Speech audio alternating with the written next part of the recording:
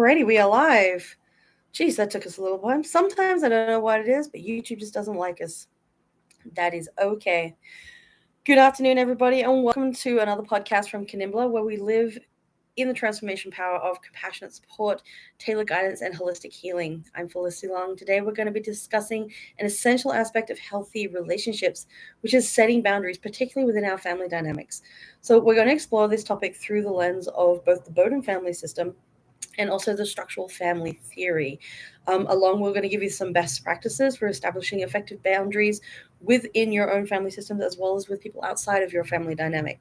So let's dive in to discover how we can create a more balanced and respectful relationship environment.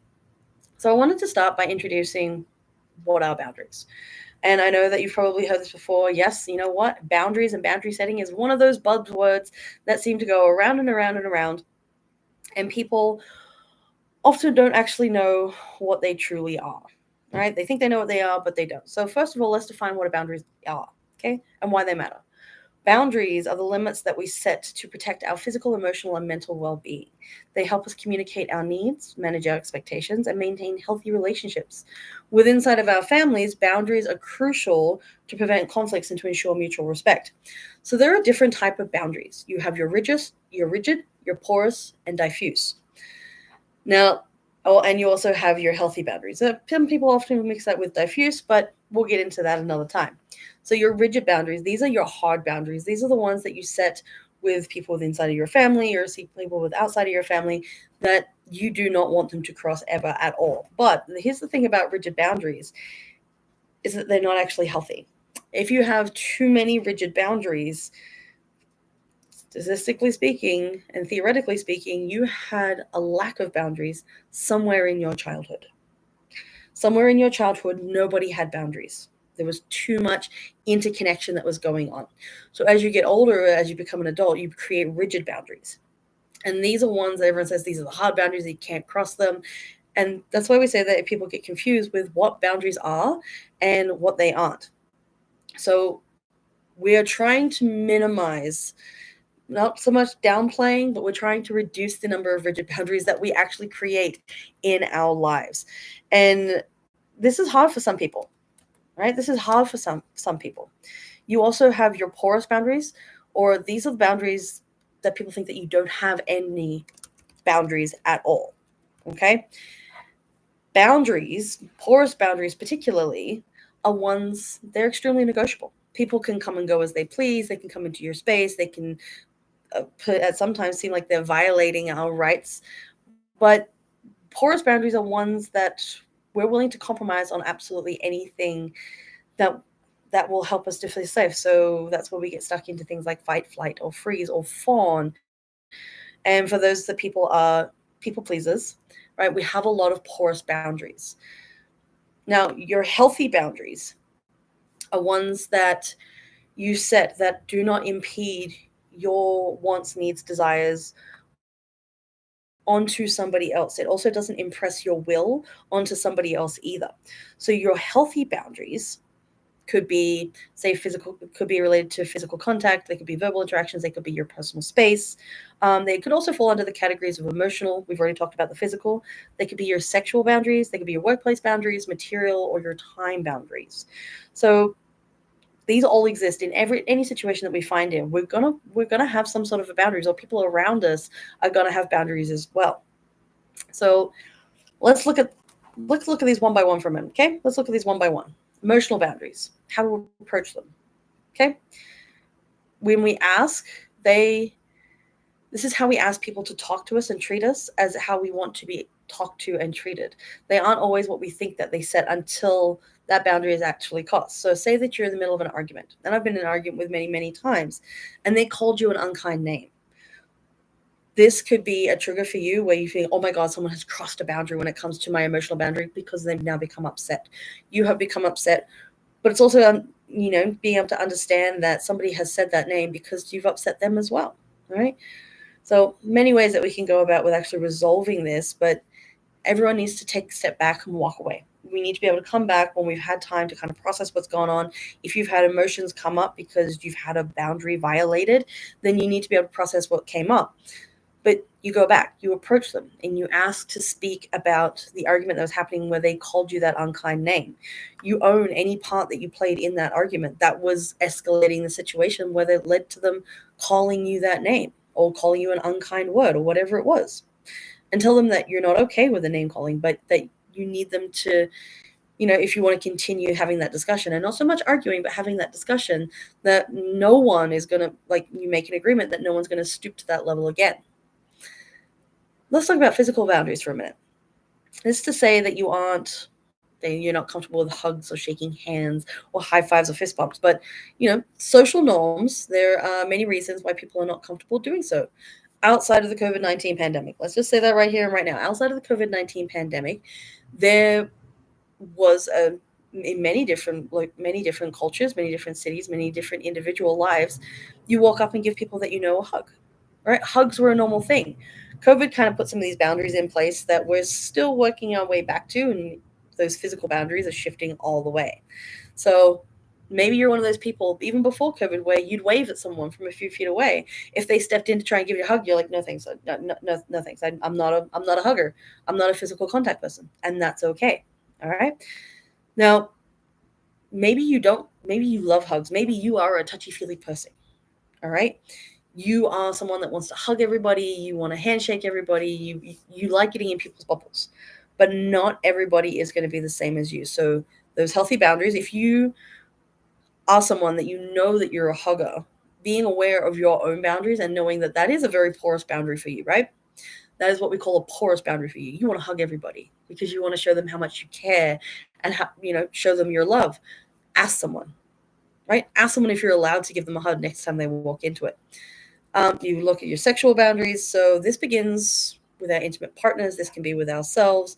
Usually when you're going into a new relationship, it's a really good idea to sit down and work out with your partner, what are your sexual boundaries? What do you what do you want and what do you not want in that relationship within inside of a consensual sexual relationship? So maybe this is, I don't want to sleep with you for the first however many months of our relationship. Occasional kiss is fine, but I'm really not comfortable with public displays of affection. There needs to be open communication with all boundaries, right? Being able to express what you do and do not like. First and foremost, know what you do and do not like, but then be able to express it, not just for yourself, but so that other people are able to easily understand. That is crucial. We can't set any sort of boundaries, particularly in intimate partner relationships, if we aren't able to communicate for ourselves and advocate for ourselves. So, let's just go back to the example of, I don't want to have sex for the first 6 months of the relationship. And if they're pressuring you, right, you can say, look, I've already set this up. I don't want to have sex for the first 6 months of this relationship. I've already told you this multiple times. What is it about you that you're pushing me to have this right now? Open communication, figure out what it is. And maybe they don't even realize that they're doing it. Maybe it's in subtle ways. Maybe it's in the innuendos, maybe the way that they speak, right? Having that open communication in that relationship is going to help to solve and not so much redefine the boundaries, but redefine somebody else's boundaries. And be able to say, you've already stated your boundary, you can now feel confident in your stated boundary. We've got workplace boundaries. So are you a work stays at work and home stays at home kind of person? That's a workplace boundary. Whatever you first set the tone when you go into a workplace, though, can be your boundaries within inside your actual workplace. So are you someone, again, going back to that people pleasing thing, where you bend over backwards? You're always the one staying late, or you're always the one taking on extra shifts, or you're always the one taking on all of these tasks for all these other people. And then when you get burnt out, you're too exhausted, too tired to take anything else, and you start to push back. People go, whoa, whoa, whoa, whoa, whoa. What do you mean you can't do this? Did you know that you're replaceable in this company? So many different problems can come up when we don't set the boundaries first when we walk into a job, right? For you, professionally, you need to be able to set this boundary within the workplace. It's a matter of how people are going to expect you to show up. And it also lets people know that if they cross that boundary, what to expect. So say a colleague talks down to you in a meeting. You can approach them afterwards and explain to them why that it's unacceptable and that what you're going to do in the future if they attempt to do that to you. If you have a colleague who routinely violates your work boundaries, don't hesitate to get human resources involved. If you've told them many times, hey, this is inappropriate, please don't go do that again, and they continue to do it, you have options available, right? Setting these boundaries is essential. You have material boundaries, right? So let's say, for instance, you have a camper and your close friend wants to borrow it for a trip with their family. You're open to letting them use it, but you also want to make sure of them to take care of it the way that you would. So, if you take it, use it as if it returned to it in exactly the same condition that it came back to it. And that's an acceptable boundary. It highlights that what you are expecting as an expectation from them, you've reiterated to them, and if it does get damaged or something happens, you're going to be responsible for that, right? Provide clear instructions, right? Sometimes in this situation, if someone's borrowing something of yours, give them written instructions. Get it all in writing so that and they know that, hey, this was the expectation that was set. You were asked to be used in a certain way. It didn't. It got damaged. Whatever happened to it, you are now responsible. And time boundaries, right? This is another big one that a lot of people tend not to do. So one of the rules that we're taught to work in is the 888 rule. Okay, you need to do 8 hours of work, something that generates an income for yourself. You need to have 8 hours of sleep minimum. You need to have 8 hours for all the other stuff in your life. So we tend to always seem to be running late for things, always tend to be early for things. It's totally up to our individual preference on how we show up for things. So if you're somebody who is always early, you likely feel that your boundaries are often intruded on by people who are always late. Okay, so this falls into that category of when you're in that 8 section where you're doing things for yourself. You're taking kids to soccer practice, or you're taking kids to dance class, or maybe you're going to school, maybe you're taking night classes, maybe you're going to the gym. Or maybe you're, deciding with your friends to show up at a favorite coffee shop for an hour and sit and talk about whatever you want to talk about, right? You decide in your mind how long you're willing to wait, right? If you're someone who's always early, whether it be 5 minutes, 10 minutes, 15 minutes, you are willing to wait for a certain amount of time for people to show up. And then, if they don't show up because they're always late, if you've got that friend that is always late by at least, an hour, you could walk away. You're allowed to walk away, cancel the appointment, reset it for another time. And I know some people say, well, why don't you just set, if you know that somebody's always an hour late or always half an hour late, why don't you just show up when you know they're going to be there? Because that's not respectful of your time. That is not respectful of your time. So it's not a matter of manipulating or twisting things or making things work to their advantage. You're still bending over backwards. You're still people pleasing them. It is about setting your expectations of what you're willing to do. I'm going to be there at this time. Yeah, no, no. I'm going to be there. I'm going to be there. I'm going to be there. But they don't always show up, right? You're allowed to walk away. So how do these 6 boundaries fit into personal relationships and family dynamics? Okay. Now, family dynamics can fall under many different classifications. We look at family as, 2 or more people that have come together to create this living, breathing organization. And I want to introduce a couple of different theories to you guys here today. One of them is the Bowen family system, which was developed by Dr. Murray Bowen, which views the family as an emotional unit. So according to his theory, families are interconnected and interdependent systems where each member affects and is affected by others. So one of the things that often comes up with inside of the Bowen family system, okay, is that it's important to observe and note how the family interacts with each other, okay? So you have many different areas that many different classifications, ideas, concepts, components. Let's go with components that fall under the Bowen family system. And I want to just explain a few of them here for you. So one of the ultimate goals is to get to differentiation within inside of a family unit. Okay, so this is where each member of the family is self-directed while still being connected with others within the family unit, and that includes in the face of increased stress or anxiety. So to be self-responsible, you need to be able to identify and voice your own thoughts, feelings, boundaries, and acknowledge your contributions to the family or to the relationship. So this could be a sibling relationship, this could be a partner relationship, this could be an extended family relationship, right? But being able to be self-responsible for your reaction and interaction with other people is crucial. Now, another concept that comes out of this is fusion. All right. Um, this is where boundaries get fused, they get blurred. Right. And this is why we talk about boundaries, particularly in family systems or relationships, are crucial as well.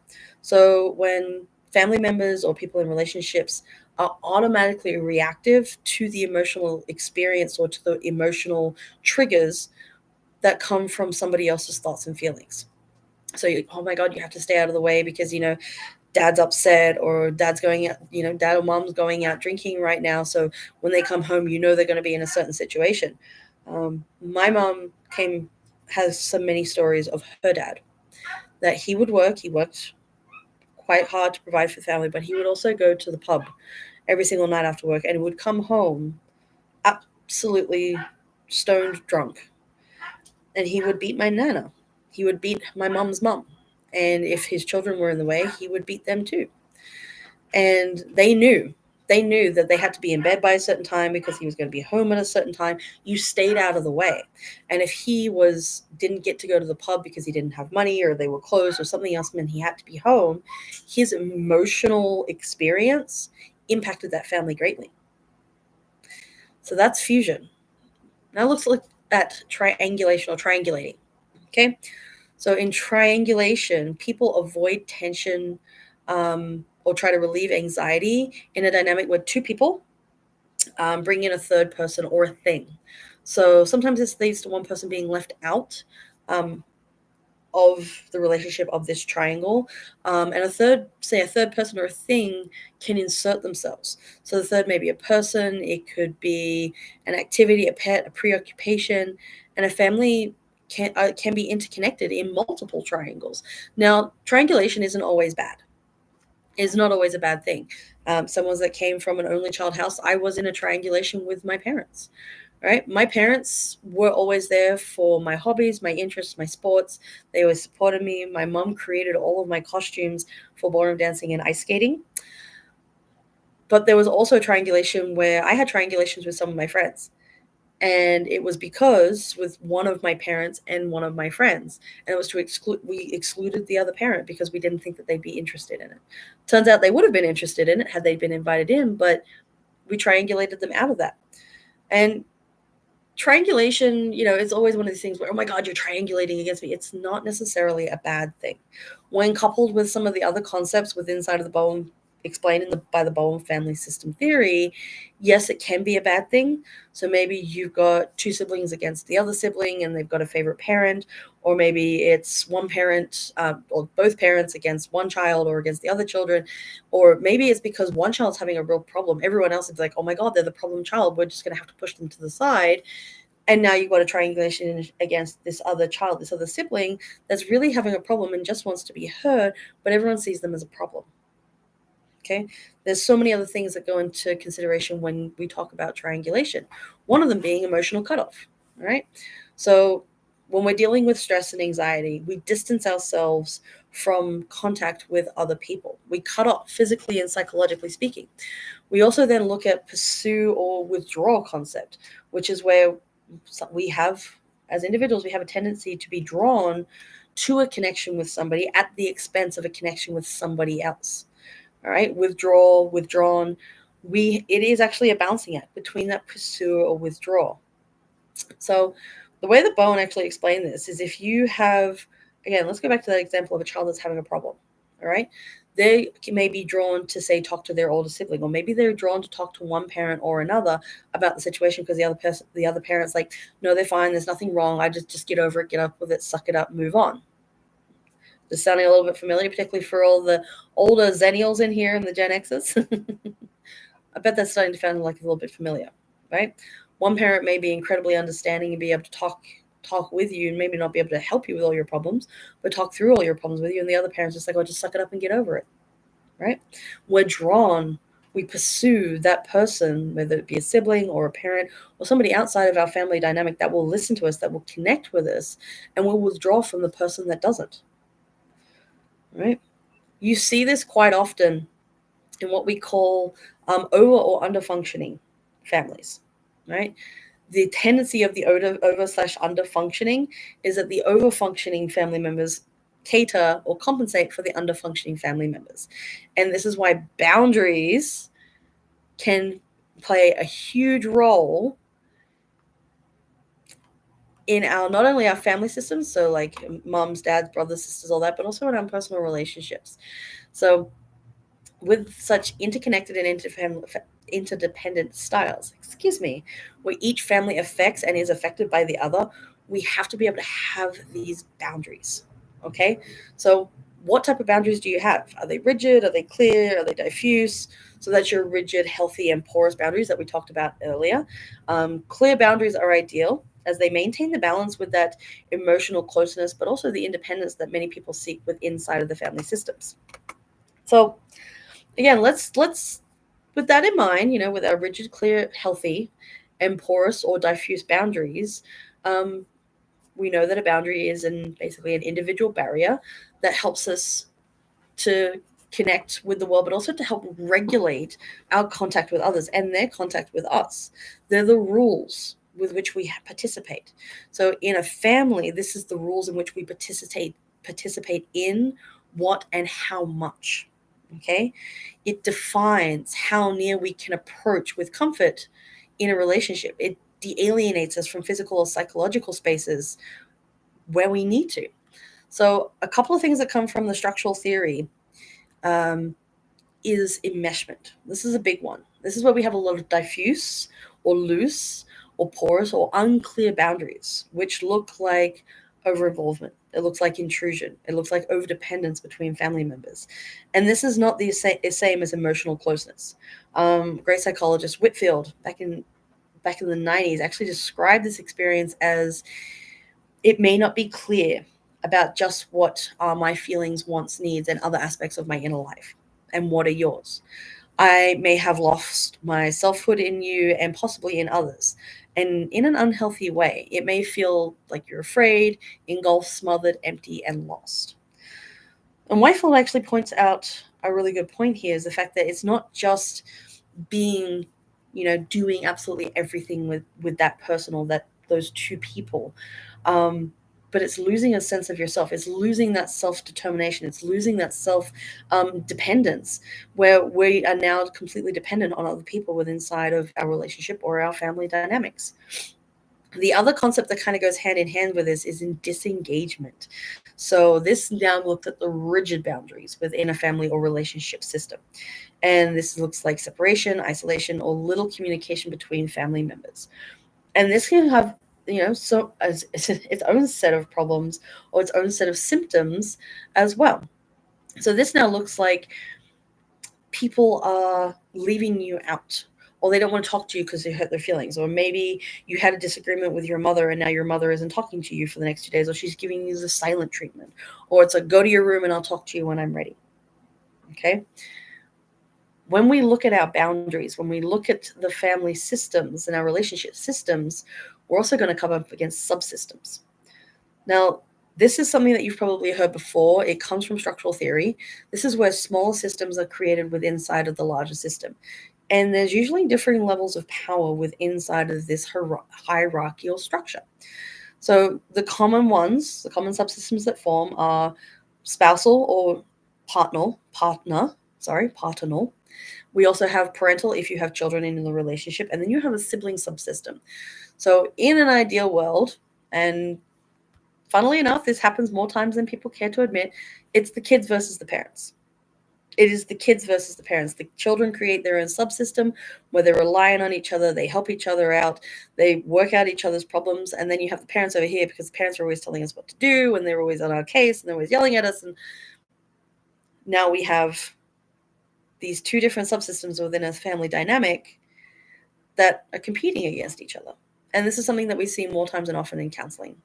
And a lot of the reasons why families come to counseling to try and figure out, my kids weren't listening. They don't do anything that I say. They're always arguing with me. They're always fighting with me. Why wouldn't they ever just do what they're told? Sound familiar? Yeah. And it happens more time than people think. More times than people think. Okay. So clear boundaries between these subsystems ensure that specific roles are respected and the interactions remain healthy. So yeah, you know what? Let your children get close to each other. Let them learn to depend on each other. That doesn't mean that as a parent that you're neglecting them, that you're not doing their basic needs. You're not as a parent turn around and go, oh, you're old enough, you can go cook for yourself and clean and do everything. I'm gonna go over here and go out and do whatever I want. Oh, you can do all of your laundry.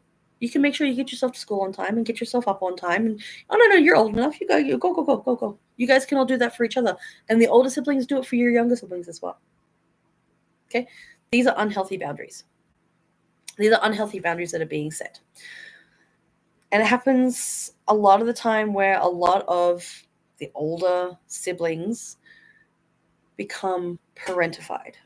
All right? So this is another concept that comes from the structural family system. Parentification is when a child is required to be one or both parents to take on inappropriate adult or parental roles. And, it demands them to be early mature, to grow up too fast, to have responsibilities that take tremendous psychological, emotional, and physical stress. It puts burdens on the child. They're unable and incapable many times of having this overbearing burden put on their shoulders. It impacts their natural development. So let's just say that the children are left to learn to care for themselves at an inappropriate age. You speak to a child as if they were an adult. You discuss inappropriate age material, so what their parents' emotional or financial struggles are. You have detailed discussions with a child about the faults of another parent, and you engage a child to share, or share a parental bed. There's sometimes age inappropriate physical intimacy. And yes, I know was going to be that person out there that says, well, what about the person that plays Amy Farrah Fowler? She co-sleeps with all of her children, and apparently she still has a sexy health life. I'm not getting into that. I'm not touching on that subject. I'm not touching it. Not touching it without a 10-foot barge pole. Okay? There are some topics, per everyone's personal preference is out there. What I'm saying is that based on the theories that we've been providing, based on the scientific evidence to back it up, it's not actually healthy to have that going. Then that's all I will say about that. And yes, I know that everyone has their own ideas, and we're not getting into it. All right? We're not getting into it right now. So what are some of the best practices for setting boundaries? Okay? Beyond these theories, all right, there are many best practices that you can find out there that are effective when setting boundaries with your partners, with inside of your families, with your extended families, and people outside of those systems as well. So number one, it has and always will be assertive communication.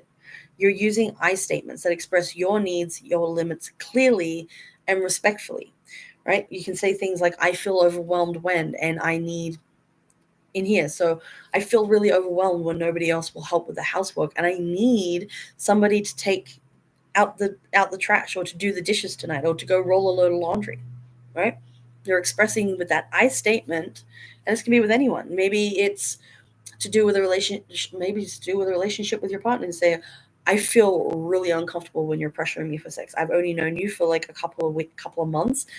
I really feel uncomfortable that you're pressuring me. I need you to back off and give me some space to really consider if that's where I want this relationship to go, right?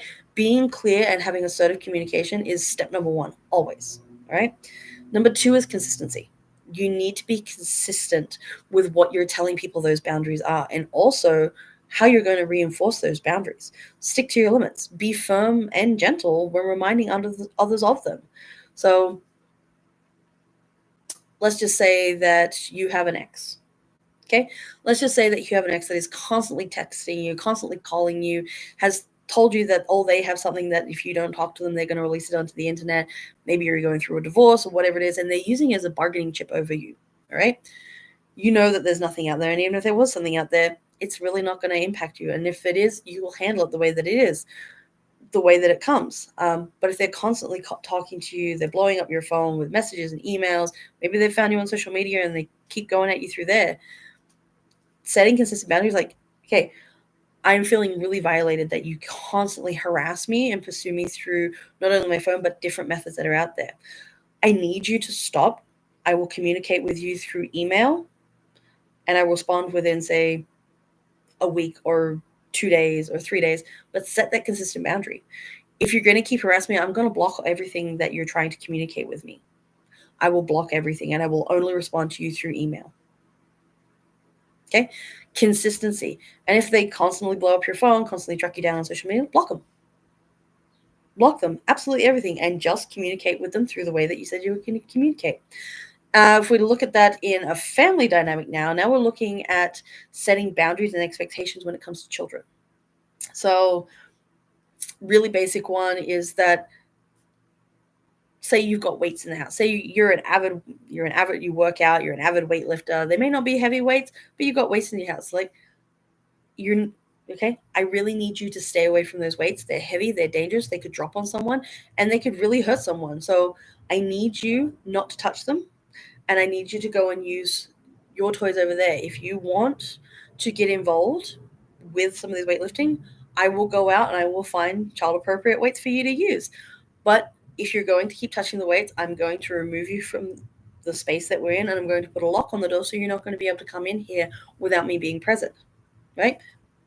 That's basically one. We had that one in our house for a while. I was a weightlifter, right? My kids knew from very early on not to touch the weights, right? Because we set that expectation. And it wasn't like instantly you see someone picking it up, like, oh my God, what are you doing? No, they're like, hey, buddy, what's going on? The first time you see them touch that weight, you set that expectation the first time you see it happen. It's a healthy way to do it. And then you reinforce it. And I had many times, I had my weight set up in a certain room. I'd pick them up and remove them and put them on the outside of that door and shut the door. And if they kept coming in, I put a lock on that door until they were old enough to understand why I was putting a lock on that door. Follow through. Now, the third part about your boundaries, and people are going to look at me weird for this, self-care. You're going to look at me weird for this. I know you're going to look at me weird for this. Prioritize your own mental and emotional health above all else. Okay? So you need to take care of yourself. Give yourself some grace that people are going to push back against your boundaries. You're not a horrible person. You shouldn't feel shame or guilt or resentment for setting a boundary. If you have set a boundary that is in your best interest without inflicting harm or undue stress or your will onto somebody else, you've just said, hey, this is how I feel when you do this. This is what's going to happen from now on. Please respect this. Right? If you're not causing harm or stress or anxiety or intending to inflict harm with someone on someone else with a boundary that you have set, you did it in a healthy manner. And yes, I know that there is going to be somebody out there that says, well, somebody is setting this boundary and it's stopping me from doing XYZ. Yes, absolutely. People set boundaries with the explicit and implicit intent on causing harm. They do it to restrict the movement, the actions, the thoughts of other people. That does happen. That is a manipulative technique, which we will get into another time. It is a manipulative technique. If someone is impressing their will upon you, not because it's making them uncomfortable or because there is a danger need or something going on there, if they're purely doing it with the explicit or implicit intent on causing you harm or stress, it is a manipulation technique. I will tell you that right up front. Mm-hmm. Step 4, right? So we talked about self-care, being kind to yourself. You don't have to feel shame or guilt, all right? If someone keeps pushing a boundary, you're allowed to push back, which comes to number 4, which is enforcing the consequences, right? Enforcing those consequences. What are you going to do when people keep constantly crossing that boundary? Right? Help others to understand the importance of respecting your limits. If you have a hard time with enforcing your boundaries, number 5, seek help. Seek support. Right? If setting boundaries is challenging or considering setting them is challenging, speak to a therapist or a counselor. That is what we're here for. That is one of the big things that we do, is helping people to set boundaries with inside of themselves, with people around them, within their family dynamics. When we do family counseling, one of the first things we do is we actually set boundaries for everyone in the system. Okay? Professional support helps provide you with the strategies tailored to your unique needs. Right? We don't it's not a one size fit all. We work with you on what is your needs, what's your family's needs. Okay? So a couple of pieces of advice that I can give you if you're looking to start implementing boundaries and setting strategies up for yourself, for outside, with your family, with your children, with people outside of your family and your children. Start small. Okay? Begin small. Really manageable about the boundaries. If they are manageable, you can gradually build up and become more confident with some of those really significant boundaries. Really significant boundaries that are going to protect yours and your family's mental, physical, emotional health and well-being, right? Educate your family, right? To your children, to your partner, to your extended family. Explain the importance of boundaries to all of the family members and to the external members outside of your family. Help them understand that the boundaries are not about exclusion, but they're about creating mutual respect and healthy relationships. Model healthy boundaries. Okay, this is incredibly important when it comes to children. Demonstrate healthy boundary setting through your own actions. Right? Your kids are watching, they listen, they learn, they soak up absolutely everything. They learn a lot by observing parental figure behavior. So whether that be your own children or children that are around you, or maybe they're your cousins or nieces or nephews, they're going to observe everything that you do. Right? Create family agreements. All right? When you're collaborating with inside of a family system, have a set of family rules. What everyone can agree to abide by with inside of that family system. Or if you're in a relationship, we don't need to go as far as Sheldon does with a relationship agreement, but he has a point. He does have a point. Relationship agreement, something that you can all agree on, the way that you're going to treat each other, the way you're going to interact with each other, you're going to react to each other. These are the boundaries that help form a healthy relationship. And the same thing goes for your friends or your roommates or whoever else that you're setting boundary with or you need to set boundary with. All right? There are so many real life scenarios where setting those boundaries improves family dynamics. It includes your personal relationships, it includes the relationships with your roommates or your best friend or your boss or your work. Maybe it's some boundaries that you need to set with yourself if you have your own business, right? If you have your own business, maybe you need to set some boundaries for yourself so that you're able to take some time for your self-care, for your family, so that you eat correctly. Manage to take some time outside and go do a little bit of physical activity. If I'm going to get healthy and eat correctly, but you're spending 16 hours a day working on your business and you don't really have a lot of time for anything else. Right? Setting boundaries looks very, very different for everybody. Okay? I hope that, this talk today has actually given you some insights to setting boundaries with inside of the family dynamics, outside of family dynamics, in your workplace, in your personal life, wherever that may be. All right. If you want to go and look up the Bowen family system theory and also structural family theory, they have some great practices that are in there. There's many, many books. I put some down inside of the description. Some of the best books that I found so far. There's some great read up if you want to go and look a little bit more. And find what works best for you, right? There are many, many best practices, right? Call them best practices, but they're just different ways of setting boundaries. And maybe you'll try one way and it doesn't always work for you.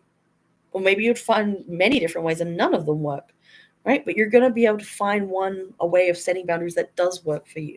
Maybe that's with or without professional help, but they can help you.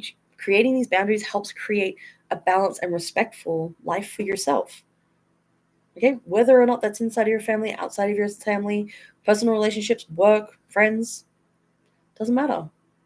Remember that setting boundaries is an act of self-respect and a step towards the healthy relationships that we're looking for. So we're not feeling overwhelmed or overstressed or overworked or burnt out or feel like we're enmeshed in everybody's crap that comes up. So thanks for watching Kanimbla for today. Don't forget to like and subscribe and stay tuned for more episodes where we continue to share the best practices for healing and understanding our own personal growth.